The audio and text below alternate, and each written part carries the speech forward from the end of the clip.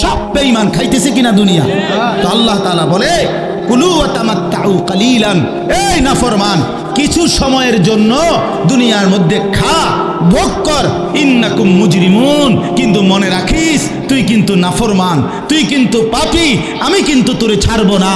কবরের প্রথম রাত থেকে হাসরের ময়দানে আমি দেখবি তুই বান্দা আমি কত কঠিন কত কঠোর, তোরে আমি দেখাবো। ভাত খাইতে লইছে খাও, ভাত খাইতে লইছো খাও বান্দা, এখানে আটকামু না, এখানে আমি জানোয়াররাও আটকাই না, আমি জন্তু জানোয়াররাও খাইতে দেই, তোরে দিতাম না কেন বেটা, খা বেটা। কিন্তু ইন্নাকুম মুজরিমুন, মনে রাখো 7টা বাজে নাস্তা করতে বসছো, আল্লাহ যেন ডাক দিয়ে বলে বেঈমান খা, ঠিক আছে নাস্তা, কিন্তু মনে রাখিস ফজরের নামাজ পড়স নাই, আমি হিসাব রাখছি। রাত 10টা বাজে খাইতে বসছো বেঈমান, ঠিক আছে খা, কিন্তু মনে রাখিস এশার নামাজ পড়ো নাই।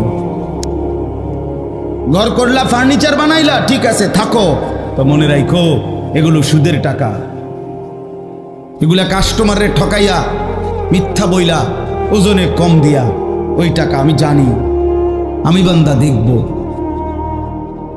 ওয়াইলুন ইয়াউমাইযিল লিল মুকাদ্দিবিন, আবার বলতেছে আল্লাহ মিথ্যাবাদী নাফরমান তোমাদের জন্য বড় বেশি দুর্ভোগ, লাঞ্ছনা, আযাব তোমাদের জন্য, আযাব। এই জন্য আল্লাহ তাআলা বলছেন।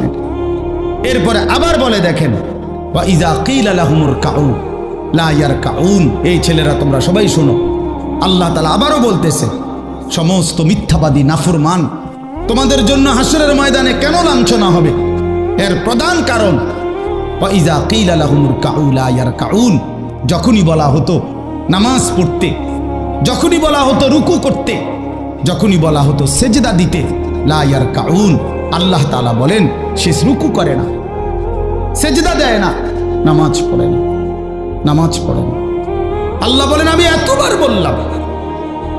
বললাম, একটা দিনে 5 বার মসজিদে আজান হয়, একটা মহল্লায় শুধু একটা মসজিদ না, এক এক ওয়াক্তে এক একজনের কানে কমপক্ষে 10টা মসজিদ থেকে আজানের আওয়াজ আসে, ঠিক কিনা বলেন?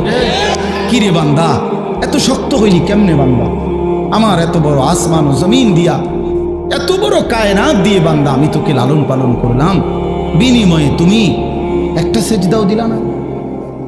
365 দিনে খোদার একটা বছর কোনো দিন ফজরের নামাজ পড়লা না, এ কেমন জিন্দিগি বাপ? এত এত কঠিন মানুষ কেমনে হয়, এত পাষাণ মুসলমান কেমনে হয়?